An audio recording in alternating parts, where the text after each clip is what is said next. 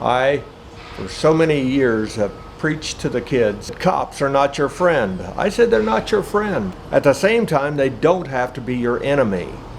And don't make them that if at all possible. Now, I preached to the kids one other thing. There are two kinds of cops, a bad cop and a good cop.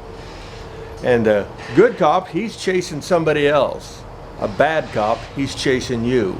And like any predator, he will not let anything, including laws and regulations and rules, get in his way of getting his prey, you. And that's a bad cop, absolutely. And they're out there, and you never know when they're going to show up. So the best advice I can say is don't break any of the laws that you know about.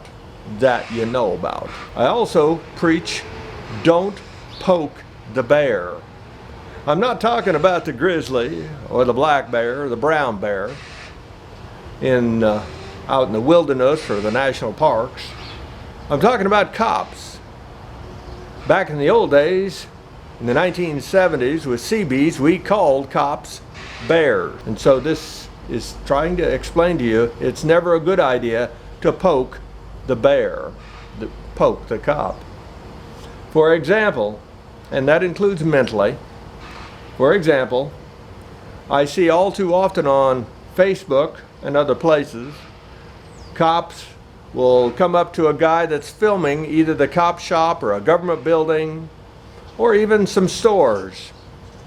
And the cops get called, and here they come. And they question, the first thing they say, I want your ID. The guy says, you can't arrest me or get my ID unless I've broken the law. And so then they go into an argument of the rights and rules and regulations. And you got to remember, when you're standing in front of a cop, it's his rules, it's his regulations. No different than if you were standing in front of a judge in a courtroom. It's his rules, and he can make your life real miserable, just as a cop can. I'd also point out, some people will say that I want your badge number. I'm going to report you right then and there as the cop's giving him the ticket.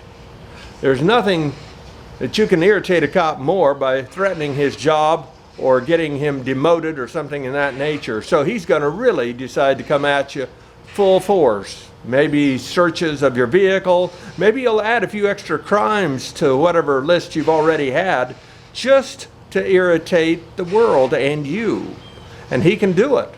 And again, the court system and the judge, jury if need be, will believe him over you. And videotapes have saved many people up to date. So always keep a camera going, but do it low profile. And if you decide to film a given area, for God's sake, stay in your car, and do your very best not to be seen with a camera. Not to be seen with that camera if you are in the mood to film.